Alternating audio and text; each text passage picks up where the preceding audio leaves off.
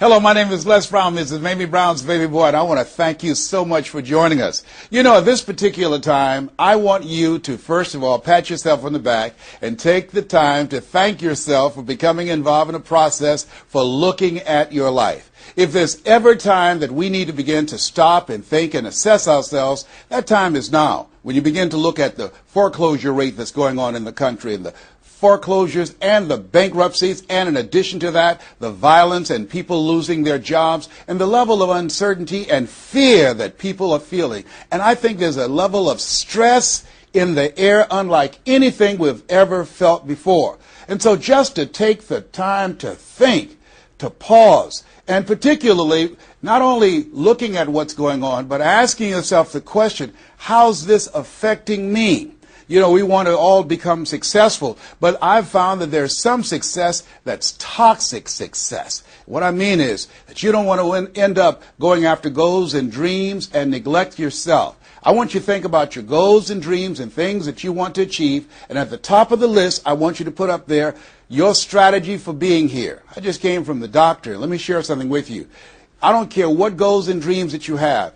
You've got to have your health in order to be here. So at the top of my list, and I'm suggesting you put it at the top of your list, your strategy, your game plan for being here. What are you going to do to take better care of yourself? That's one of the first things I want to ask you about. Because when I look at my life at 64, and I used to think people in their 50s were old, but now that I'm 64, I said, look here, people in their 80s and 90s, they're old people. My goal is to be here not only just to see my grandchildren, but to see my great-grandchildren and my great-great-great-grandchildren. But in order to be here, that's not just lip service, that's a commitment with my time, with my energy, and the choices that I make. So I want you to think about your strategy for being here, and I want you to think about your goal for securing your life in your future.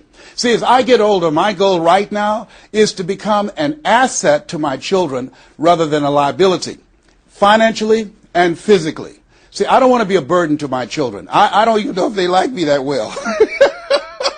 See, I love my mama. My goal and dream was to take care of my mother. I did that. I brought her home. I took care of her until she's 89. But children, they're different today. These are different type of people up in here. You don't know what this generation might do. Now, I know they say, Dad, we love you, but I really, really want to stay in good shape and take care of myself because I don't want to be around the house and my kids saying, look here, who's going to take care of him today? All he's doing is sit around talking to himself, talking about, yes, I can, and yes, I will, talking out of his head. No, I don't want that kind of party for me. My goal and objective is to die young at an old age. So I have a game plan. I don't like to eat vegetables all the time, but now I feel like a silly wabbit. Why? Because I realize at this stage of my life, I've got to eat more vegetables, I've got to get more rest, I've got to drink more juices, and I've got to do all of the things that make the healthy choices that will say to my body, Les, you plan to be here, I see that you're serious, so I'm going to take care of you.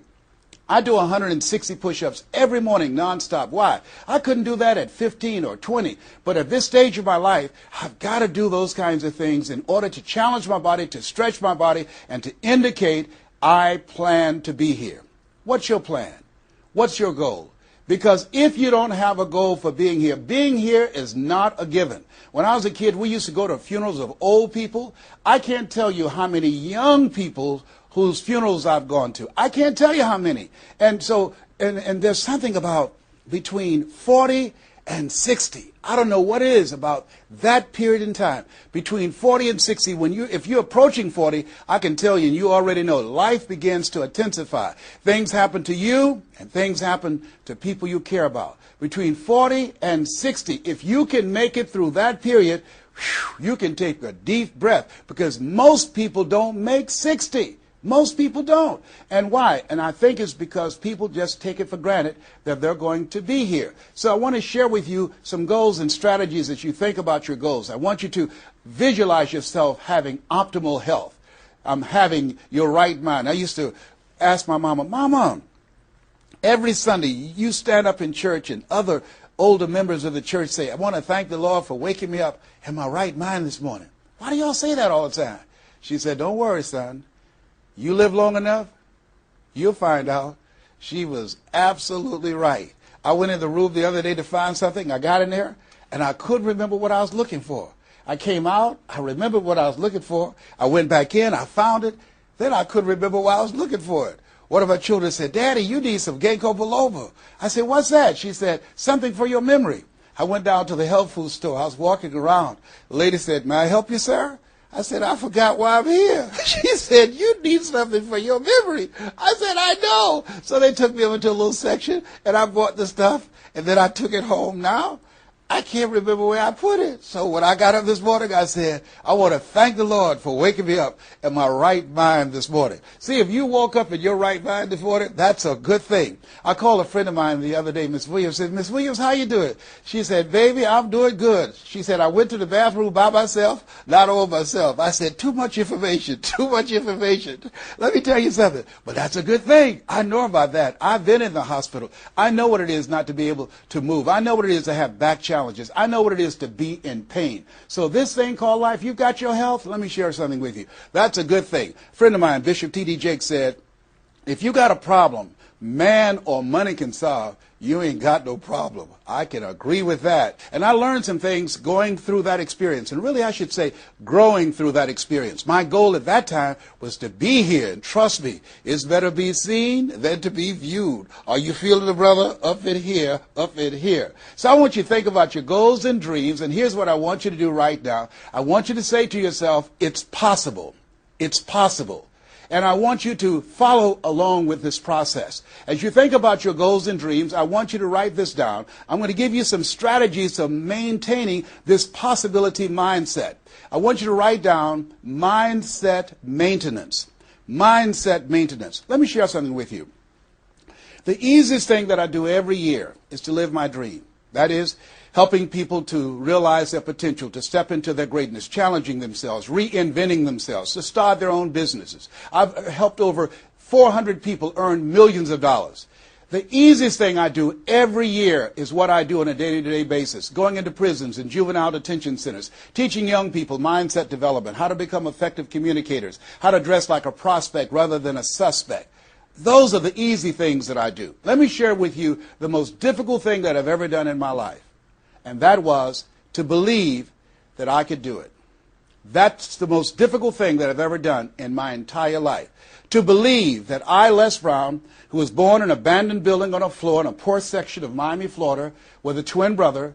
We were adopted. We were 6 weeks of age by Mrs. Mamie Brown, and I called myself Mrs. Mamie Brown's baby boy. All that I am and all that I ever hope to be, I owe to my mother. I saw a sign once that said, God took me out of my biological mother's womb and placed me in the heart of my adopted mother.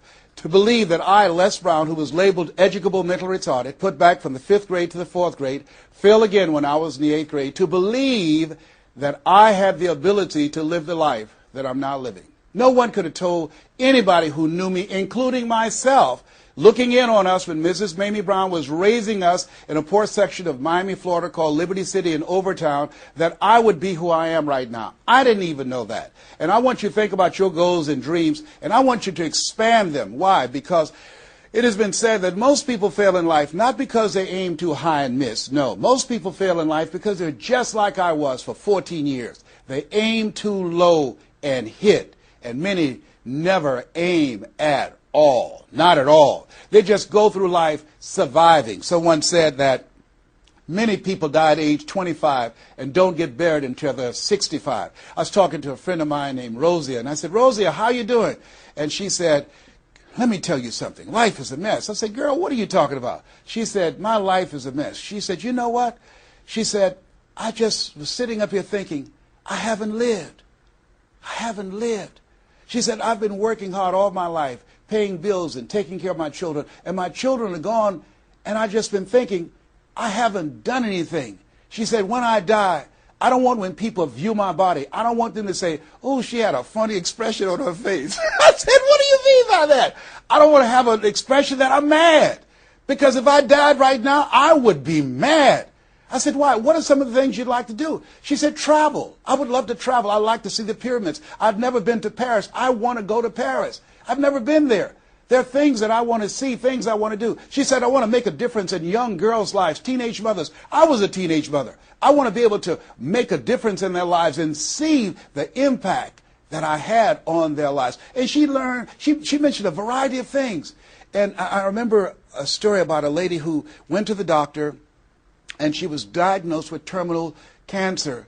And she came home, and she was sitting at a table, and she was drinking some coffee, and all of a sudden, she just looked up and she said, "I refuse to die an unlived life. I refuse to die an unlived life." And she decided that she was going to live. That up to that point, her life was for her family, for her children, for her husband, but she had left herself out of the equation. Have you ever done that? I remember at a period of my life, I was going to work, and I was working on a job that I hated. And at the same time, I was praying that I wouldn't get fired. I was praying that I wasn't laid off. I was miserable. Nobody was holding a gun to my head, but I showed up every day, and I used a flimsy excuse. Well, I got to pay the bills. I've got a car payment I have to pay. I have a family. I have children. I have a car note, and I have a mortgage note I have to pay. I've got to survive. I was showing up for a paycheck. Ladies and gentlemen, that's not living. And a friend of mine said, "You know when people change?" And I said, "No." He said, "When they get to the point when they say, 'I've had it. I've had it.'"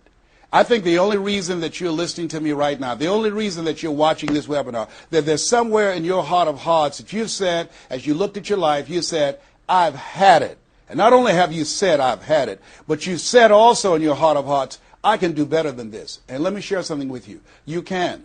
Because if anybody told me, and I'm going to share some things with you that I've done, not for the purpose to impress you, but to impress upon you what the possibilities are when you work on your mind and have mindset development. Because I've found that how people live their lives is a result of their state of mind. It has been said, you don't get in life what you want, you get in life what you are. So part of the process, number one, is expose yourself to positive messages.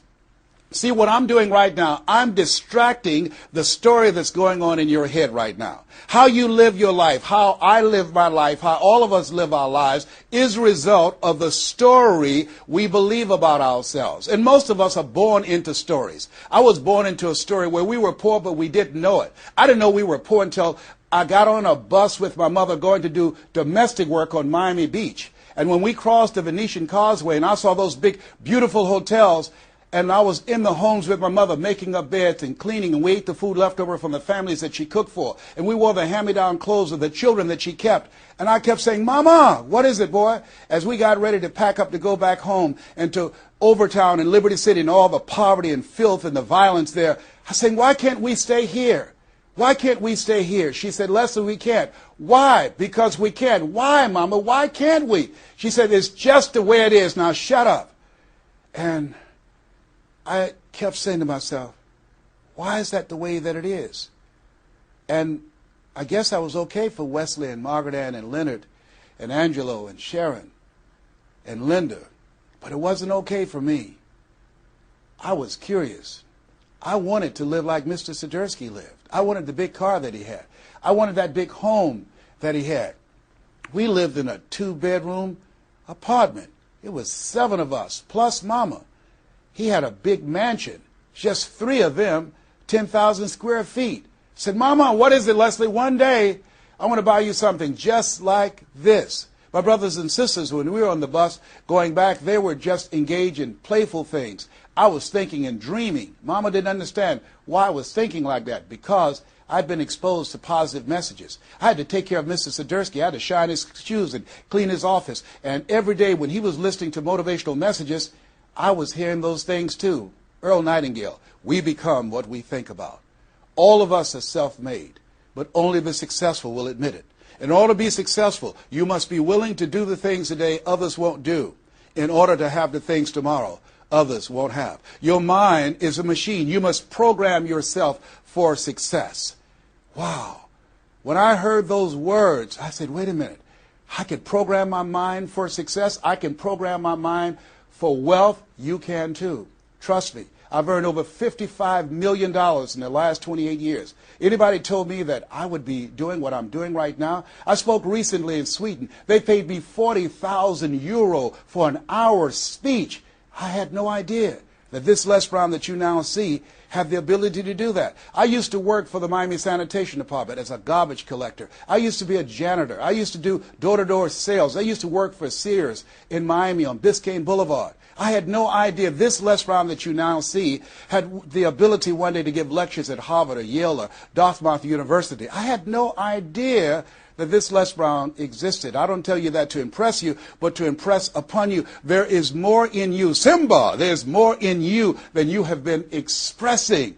All of us have seen Lion King, some great symbols in there. And I say to you, there's more in you right now than's represented in your bank account. There's more in you right now that's being reflected by your life right now. Your life is not a true reflection of your potential. You have greatness within you. You have the ability to do more than you can ever begin to imagine. There's a reason that my favorite book says, as a man thinketh, so is he. And as he continues to think, so he remains. In order for us to begin to break into that level of greatness that we have within ourselves, you have to make a conscious choice every day to expose your mind to positive messages. So I put myself on a regimen. I do this every day, and I suggest that you do it. Write this down. Number one, listen to motivational messages every day. If you have Choosing Your Future, a set of tapes, the CDs that we produce, or Creating Your Greatest Life, I guarantee you, if you do what I'm sharing with you right now, for 6 straight months, every day, your life will never be the same again. I guarantee it 100%. You listen every day for 1 hour to Creating Your Greatest Life, any of those messages, because faith comes by hearing and hearing and hearing. What it will begin to do is interrupt the story in your mind. It will override the story that you believe about yourself. It will distract all the negative thoughts that you have that's holding you back, that held me back for 14 years. When I used to go see the #1 motivational speaker on the planet, Zig Ziglar and Tony Robbins, and my heart said, I can do that. I love to help people. I'm just like my mother. And then my mind would ask how. And I went from my heart to my mind. And my mind would say, Les Brown, you don't have a college education. Les Brown, you've never worked for a major corporation. Les Brown, you were labeled educable mental retarded. They call you DT, the dumb twin. You're not as smart as your brother. Have you ever thought about something you wanted to do and you convinced yourself that you couldn't do it? See, sometimes we need to have some external voices. And so by listening to motivational messages, that began to override the negative thoughts that I had about myself in my mind. And it gave me a new story and empowered me and gave me a vision of myself beyond my circumstances and mental conditioning and started me to writing a new chapter in my life. And so now, money will never be another issue for me. And that was an issue for most of my life because I didn't know what I didn't know and I thought I knew. So one you have to do is that you have to have a mindset development strategy where you are deliberately taking an hour every day listening to a motivational message. Every day. Here's something else. Read 10 to 15 pages of something positive every day. Why? And read it with conviction and stay focused. 10 to 15 pages every day. This is 7 days a week? Absolutely. Absolutely. Every day, McDonald's know that you know where they are.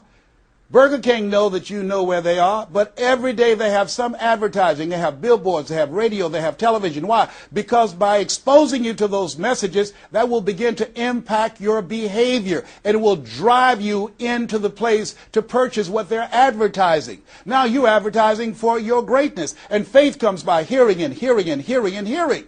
So you want to listen to positive messages every day. You do this, I'm telling you, your life will never be the same again. And read 10 to 15 pages of something positive every day. I read 2 to 3 books a week. Why? Because I have goals and dreams of things I want to achieve. I want my life to count. I want to make a greater impact. At this stage of my life, I'm working on my children's education. A good man leaves a legacy for his children's children. So I'm working on their education at this point in my life. And as I begin to look at myself, in order to achieve more and to do more, I know I have to work more on my mind. And let me give you an example of how this works. The most money I've ever earned in an hour and a half, $260,000. That's the most money I've ever earned in an hour and a half. A lot of people work a whole month and don't do that, or 6 months. Then, and this is the next thing I want you to do. I want you to look at your relationships, and I want you to upgrade your relationships. See, MIT did a study, and this study indicated that you earn within $2,000 to $3,000 of your closest friends.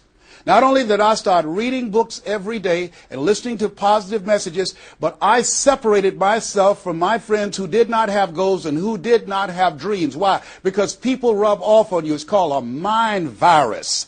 you earn within $2,000 to $3,000 of your closest friends. So when you upgrade your relationships, you got to ask yourself the question, who is it that I need to associate with, that I can learn from, that I can grow mentally, emotionally, spiritually, and financially? By aligning myself with another person that I can learn from. And Dr. Dennis Kimbrough said, if you're the smartest one in your group, you need to get a new group. Whoa, think about that. I was the smartest one in my group. And then one person called me who had been admiring me for years and said, Les, I want you to coach me and my trainers on how to tell a story and create value for an audience. And I want to share with you some things. I want to teach you some things, old man. I said, is that right? He said, yes. You always say you're never too old to learn and you're never too young to teach. I want to teach you some things. I said, okay, I'm open to that. Now, let me share this with you. He blew my mind. The most money, as I mentioned to you, I've ever earned, speaking to over 8,000 people in Salt Lake City, Utah, $260,000. I did an event with this individual, just over 500 people, because of what I learned from him. Because I upgraded my relationships, I earned over $410,000 in an hour and a half. I was excited, but I was also depressed because I've been speaking for 28 years. And I started thinking about all the money that I left on the table, all the hotels and plane rides, all of the audiences I spoke to, all of the money that I missed out on because I didn't know that I didn't know, and I thought I knew. I was a big fish in a small pond. I can't tell you, if you don't get anything else, you have to look at your relationships and you've got to ask yourself the question, what is this relationship doing to me? And I mean in every area of your life. When the doctor looked at me and said, you have cancer. Cancer is the most feared word in 7 different languages. One of the first things I had to do, I found out who had cancer at some point in time or was living with cancer and conquered it. I surrounded myself with people who had done what I wanted to do, who were winning at the game. See, it's very important, every area of your life. If you want to improve your health, start hanging around healthy people. They did a 30-year study and said that the reason that most people are obese, it's a mind virus. Listen to what they said. A mind virus is communicated mind to mind. That if you have a friend that's fat or you marry somebody that's obese, you have a 41% to up to 161% of becoming obese yourself. Even if they live in another state. Whoa, why? Because birds of a feather flock together. Never forget, a high school teacher, Mr. Leroy Washington, said, Mr. Brown, if you run around with 9 broke people, I guarantee you, you'll become number 10. Whoa. Think about that.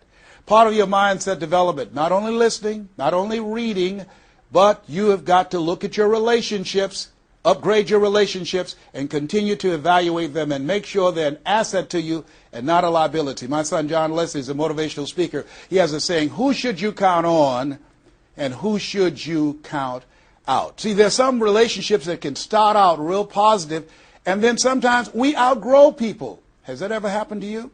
Have you ever outgrown someone? Somebody you used to be close to, used to be your bosom buddy, and then you haven't been together for a time, and then when you get together, you have absolutely nothing in common. Sometimes that happens with family members. My twin brother, it's a strained conversation because he's talking about, Les, did you hear who died? No, I don't get up reading the obituary column. I'm glad my name is not there. Hello, I don't care. I'm focusing on living. Our conversations are so different. Isn't it interesting how you could be raised in the same family, same circumstances, by the same parents and end up dramatically different? It's called life. Here's the other thing that's very important. Write down the goals that you want to achieve. Write them down. Put them on a 3x5 card. And I want you to use a King James Version Bible and Matthew 7:7. Ask and it shall be given. Seek and ye shall find. Knock and it shall be open unto you. I want you to write that on one side of the card. On the flip side of the card, I want you to write down one major goal that you want to achieve. And you want to read that 3 times a day. 3 times a day. What are you doing? You're hypnotizing yourself. And you're dehypnotizing yourself. What you're doing is you are dispelling the myths and all of the spells that you're living under. I think that a poverty mindset is a spell. I think that people go so far, and because they're mesmerized by life, they unconsciously stop. And you have to break that spell by constant attention. So on one side you read your goal, that one major goal, 3 times a day. Then the flip side, you flip that scripture over. Ask and it shall be given. Seek and ye shall find. Knock and it shall be given unto you. As you read that every day, 3 times a day, I can tell you, amazing things, breakthroughs will happen for you. Now, we're going to take a break right now, and I want you to take the time to think about this one thing. What is it that you're going to do differently? Because in order to do something you've never done, you've got to become someone you've never been. You've got to be willing to give up who you have been to give birth to who you can become. I want you to take the time and write down one radical change that you're going to make about you, and you know if you do that, your life will never be the same again. This is Mrs. Mamie Brown's baby boy, Les Brown. We're going to take a break right now, and we'll be right back.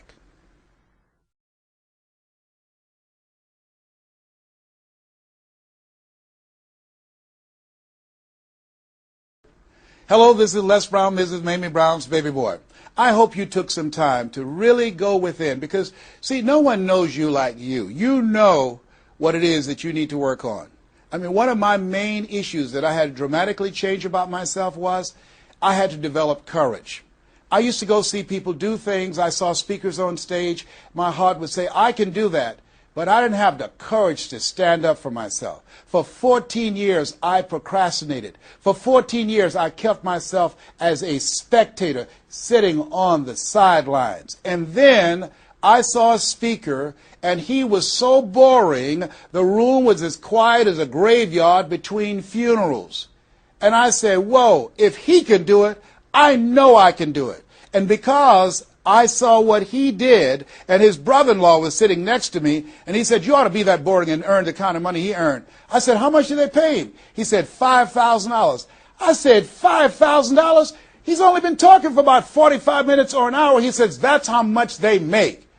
Now, I wasn't earning $5,000 a month. I said, wait a minute. If he can do that, I know I can do that. Have you ever done that before? He gave me courage. And so at that moment, now that was a decision. I didn't have to have his example of somebody that was less talented than I was to give me the courage. I should have had the courage to stand up myself, to believe in my own stuff.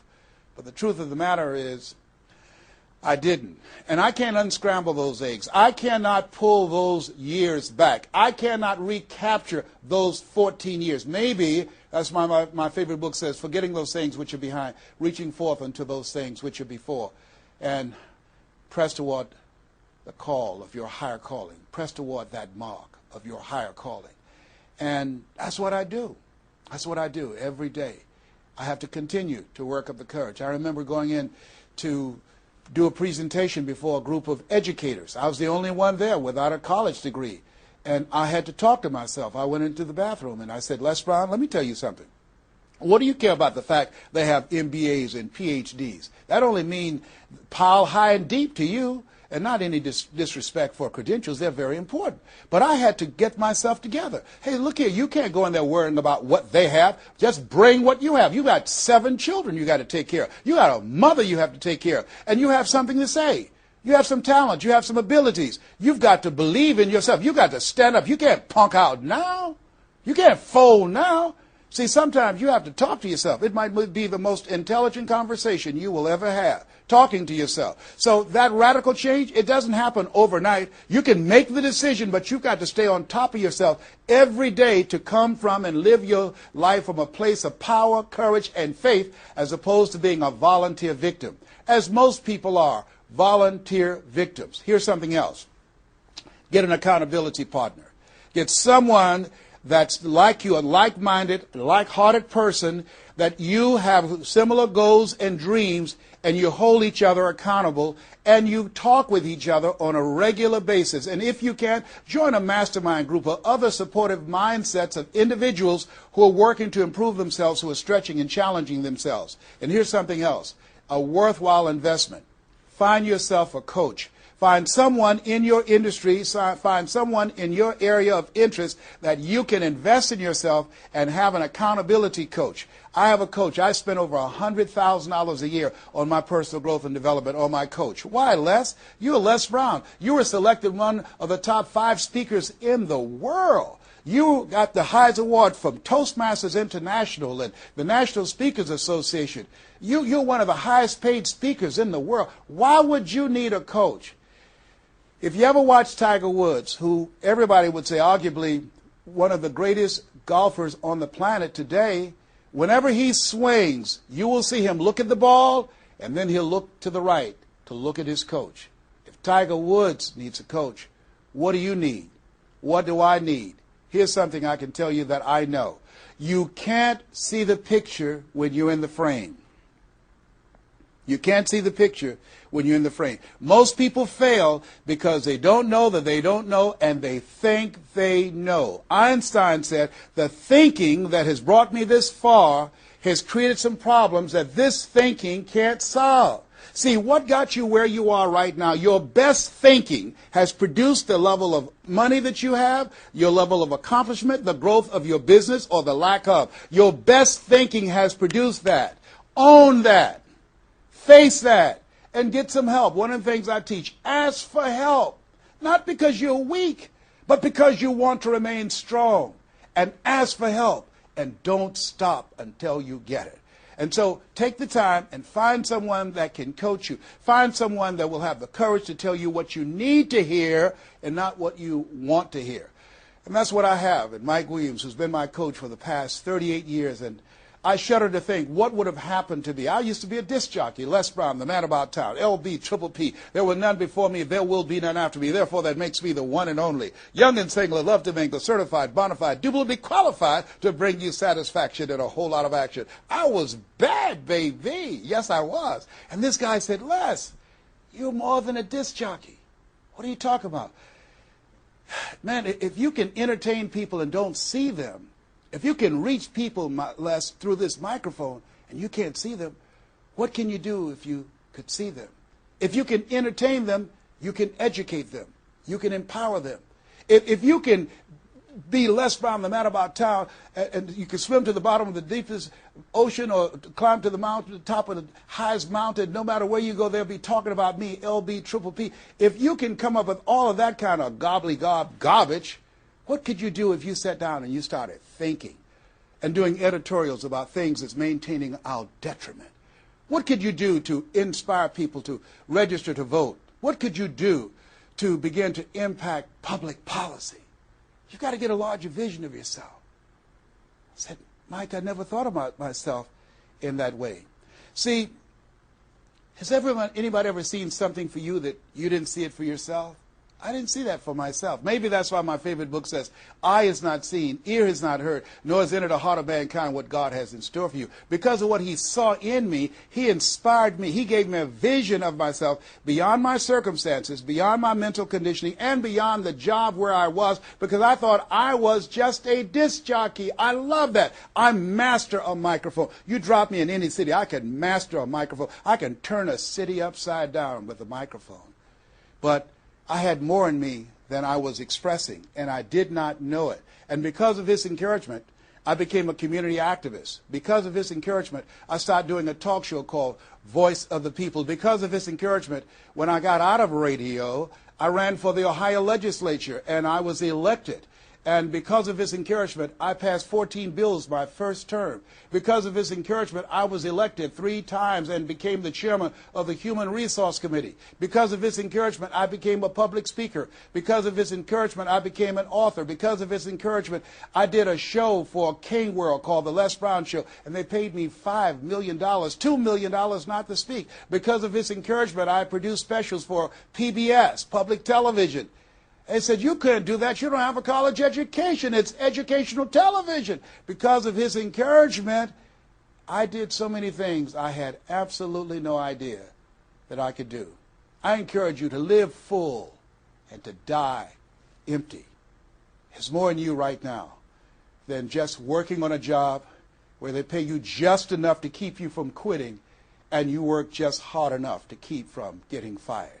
And when you make the decision and identify that key area of your life that you need to make a radical change, things will begin to open up for you. Now, here's the other thing that's very important. Once you identify your goal, I want you to get, if possible, a visual picture of your goal. My major goal was to buy my mother a home. I got the picture of the home with a 12-foot swimming pool and a basketball court on a golf course. I bought that home for my mother. It cost just over $400,000, 10,000 square feet. I had a picture long before I had the money and the down payment to get it. My goal was to be known nationally and internationally as a speaker. I had that goal. I had a card that I had on one side, asking it shall be given, seeking ye shall find, knocking it shall be opened. On the other side I had, I'm the world's #1 orator. I produced that result in my life. I had a goal of becoming a talk show host. I used to watch Phil Donahue, and I put my picture on the screen of the television as I listened to the program. I visualized myself there, and I was called by King World Production, and I had my own talk show. Well, it was the highest rated, fastest canceled talk show in the history of television. Well, at least I had one. It's called life. Now, here's something else. You will fail your way to success. Trust me on that. You can have a lot of failures, a lot of disappointments, but you will fail your way to success. Goethe says, that which does not kill you will make you stronger. See, 85% of people allow their fear of failure to outweigh their desire to succeed. That's why you have to be of good courage. You have to have courage. When life knocks you down, I have a saying, try and land on your back, because if you can look up, you can get up. So once you look at and decide the goal that you want to put some things, or put a treasure board or a goal board and have pictures of the goal that you want to achieve so you can see it every day when you get up in the morning and the last thing at night. You're programming your subconscious mind where 9 out of 10 decisions that you make comes from there. Here's something else. Not only do you want a physical picture that you can see every day to remind you to keep you on course, but the other thing that's very important in achieving your goals, writing your goals down in detail and having 7 action steps that you take every day. Now, Robert Schuller said, by the yard it's hard, but inch by inch, anything is a cinch. You want to think about what are the things I need to do every day. Break it down into increments. You have your 30-day goals, and you have your 3-month goals, and your 6-month goals, and your 1-year goals, all right? You want to break it down in increments. What do you need to do starting today? Don't squander any time. There goes a second. There goes another second. There goes another second. And all the power in the world can't bring it back. So what are 7 things that you can do starting today? And then once you do those 7 things, then you work on all the other stuff. But what are the 7 most important steps that you can take that can move you in the direction of your goal? And when I decided to become a speaker, I started memorizing quotes every day.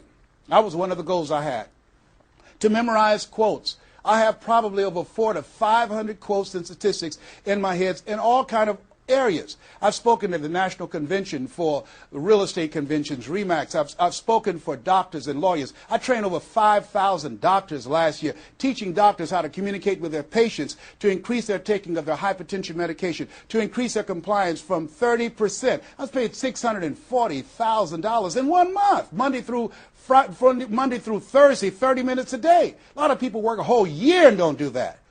I don't tell you that to impress you, but to impress upon you. You've got greatness in you. You can do more than you can ever begin to imagine. I had no idea this Les Brown UC existed. I had no idea. And the reason that you're watching me now is because you know in your heart of hearts that you can do what I've done and even more.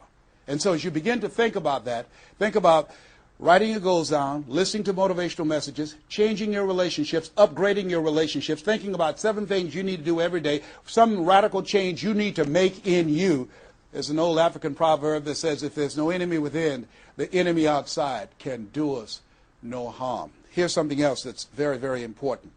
As we talked about having a personal coach, the next thing that's important about reaching your goals is this. What is it as you look in your past that's affecting you right now? I saw a movie called Magnolia, a powerful line in that movie. And the movie said, we might be through with our past, but our past is not through with us. Whoa. Let me share something with you I realize about myself. The reason that I procrastinated for 14 years was because when I was in the 5th grade and Mrs. Mary Ford Williams said to Mrs. Crompton, he doesn't belong here. He is slow. He's not like his brother. And they put me back from the 5th grade to the 4th grade. That affected me.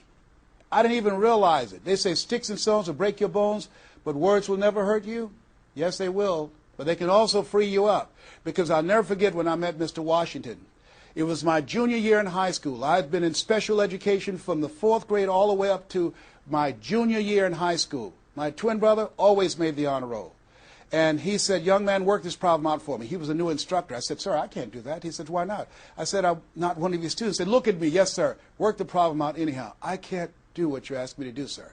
Why? Sir, because I'm educable, mentally retarded. And the students erupted in laughter. They said, hey, he's DT. He said, what's that? He's the dumb twin. He's not Wesley. That's Leslie.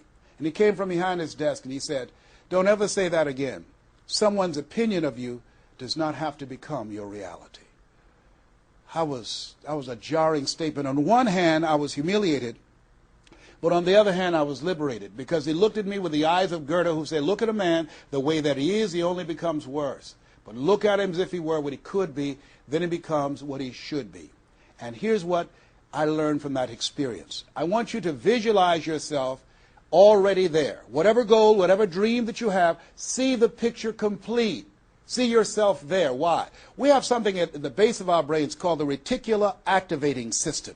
See, you have genius within you, and to prove it, let me give you an example. The other night, I said, I've got to get up tomorrow morning at 7 o'clock. I was at a hotel. I called downstairs and told them to call me at 7 o'clock. The hotel neglected to do it, but I woke up at 7 o'clock on the nose. Have you ever done that before? How did you know when to get up? Hey, that subconscious mind. Everything we need, the answers are already there. Have you ever seen somebody and said, you know what, I remember your face, but I don't exactly know where. And then later on you say, hey, I know where I saw you, and it came. What happened? The conscious mind sent that thought to the subconscious mind, and it pulled that information up and gave it to you. Now, when you begin to hold the vision of what it is you want to achieve, you stimulate what is called the reticular activating system. It's a network like group of cells at the base of your brain. Let me share with you how it works. Have you ever purchased a car? No one goes to buy a car that has the same color that everyone else has. Has that ever happened to you before?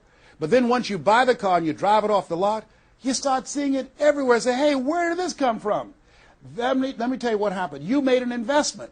And because you made an investment, that piqued your awareness, that stimulated your reticular activating system. Another case in point. I was at a party with a friend of mine, and we were dancing, and music was blasting. And she said, wait a minute, my son is crying, he's at the door. I said, your son's not at the door, because even if he were, you wouldn't be able to hear him. And she stopped, went to the door, opened the door, and there her 4-year-old son was at the door. How did she hear it and I didn't hear it and the other people dancing? It wasn't our child.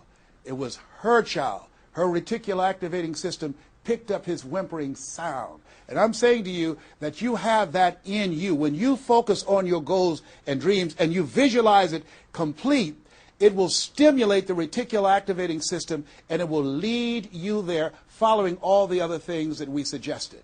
Now, not only is it possible you can live your dream, it's necessary that you change relationships, that you get a coach, that you meet with other like-minded people that will hold you accountable, that you write your goals down, that you have 7 steps that you do every day on your goals to monitor to see where you are. But you've got to take full responsibility. If everything works out for you, fine. If you have the money, fine. If you can get the help and support of friends and family members and your spouse, great. But if you don't, all of those things are minor things. The major key to your reaching your goals is you. Nobody's going to work on your dream harder than you. Trust me on that one. You've got to take responsibility to make it happen. If it happens when you come out the gate, fine. But if you fail, so what? Come back again and again and again and again. If it's something that you love, if it's your passion, until you do it. George Bernard Shaw said, the people that make it in this life. They look around for the circumstances that they want, and if they can't find them, they create them. Here's something else. It's hard. When I bought the first home for my mother, and I didn't do a title search, and a guy sued me, and I had to move out from the big, beautiful home I bought her to a roach-infested home I moved her out of. And the neighbors came out and said, "Mamie, y'all back?" "Yes, what happened?" "My boy lost a house. He didn't do a title search. And we had to get out. They foreclosed on the house. He didn't have the $50,000 to pay the guy who put a lien on the property." It was devastating. But let me tell you something. It was worth it.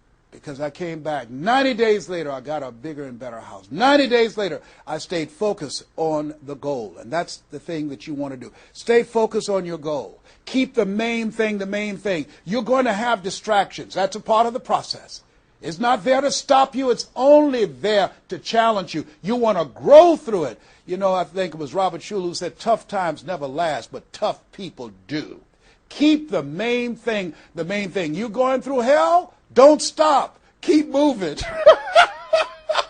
Keep on moving. Don't stop to talk about it. Keep moving. That's the name of the game. Keep on swinging. One of my favorite movies is Cool Hand Luke and Paul Newman. I don't know if you've ever seen the movie, but there's a scene where Cool Hand Luke is fighting a guy, big dude, just kept knocking him down. Bam! That kept on knocking him down. Cool Hand would get up, he'd knock him down. Bam! And pretty soon the guys are feeling sorry, say, "Stay down, Cool Hand, stay down." Cool Hand Luke would get back up again. Guy would knock him down. Bam! The guy would say, "Stay down, man, stay down." Cool Hand would get back up again. The guy would knock him down. Bam! And after a while, the guy got tired of knocking Cool Hand down. And Cool Hand stood up. Everybody had walked away, and he was still swinging in the wind. Swinging. Nobody was there but him. That's who I am.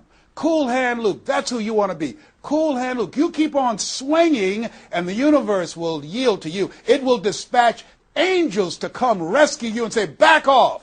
Give him what he wants. Give her what she wants. Let's go find a wimp today." That's the way life is. It's hard, but it's worth it. What will make it worth it for you? Nietzsche said, if you know the why for living, you can endure almost anyhow. I want you to take the time and write down 12 reasons on why you won't fail. Because when the tough times come, and they're going to come, when life hits you on the blind side, and that's going to happen, your children start going crazy, or someone you thought you'd be married to for the rest of your life, like I went through, and they decide they want a divorce, called life. What is it that can keep you going? Your reasons will be your rod and staff to comfort you, to take you through that process. I can tell you it's possible. You can live your dreams. It's necessary that you surround yourself with people you can learn from and grow from, that you write your goals out, you work on them every day, that you have a made-up mind, I am going to make it. It's necessary that you constantly work on yourself, reading positive material, listening to positive material, going to seminars and workshops, investing in yourself, getting a coach. And it's you. You've got to take personal responsibility to make it happen. Don't see yourself as a victim. And it's hard. It's hard. Changing your life is hard. Getting up, working when you're in pain is hard. It's hard. It's hard. Working when you are trying to make something happen for you and the family, and you go home and you're facing a living hell where you need to refuel and replenish yourself mentally and emotionally and spiritually, and you got a battle in your home base. It's hard to keep your spirit up. It's hard. And people don't see the vision. They don't believe in you. They say, "Oh, you can count on me," and they're not there. They just lied. They're only there when they need you. It's hard. I can tell you, it's worth it. The sacrifice that you have to make, I can tell you from my experience, it's worth it. So take the time to write down, what are those 12 reasons of why you won't give up? What is it that will make it worth it for you? And once you find that, you will create some momentum in your life, and then it's done. It's done. Stick a fork in it. It's done. Here's something I want you to keep in mind. Life is a fight for territory. It's a fight for territory. And once you stop fighting for what you want, what you don't want will automatically take over. I want you to read that. I want you to memorize that. I want you to put it someplace where you can see it. I want you to keep that in mind. Life is a fight for territory. And once you stop fighting for what you want, what you don't want will automatically take over. Once you stop fighting for financial freedom, I am cancer-free, I'm debt-free, and I'm drama-free. I have the faith to call forth those things that be not as though they were. I'm fighting for my peace of mind. I'm fighting for my freedom. I'm fighting for my children's children's children.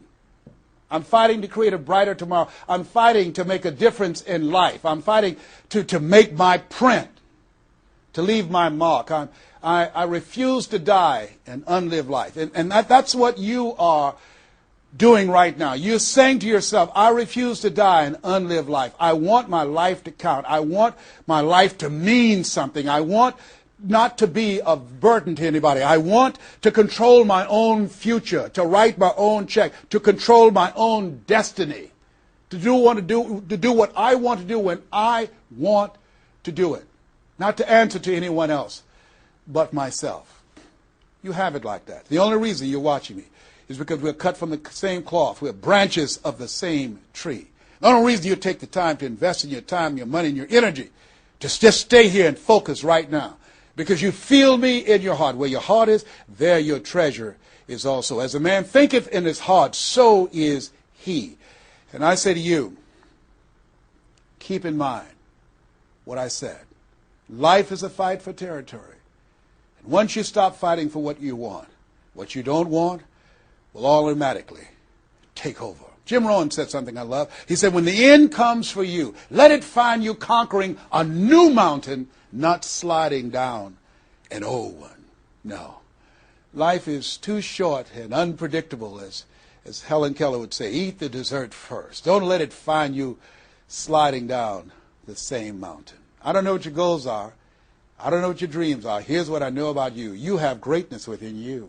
Here's what I know about you, and I don't even know you, but based upon my own experience, you were chosen on purpose for a purpose. 1 out of 400 million sperm. You have greatness within you, but greatness is a choice.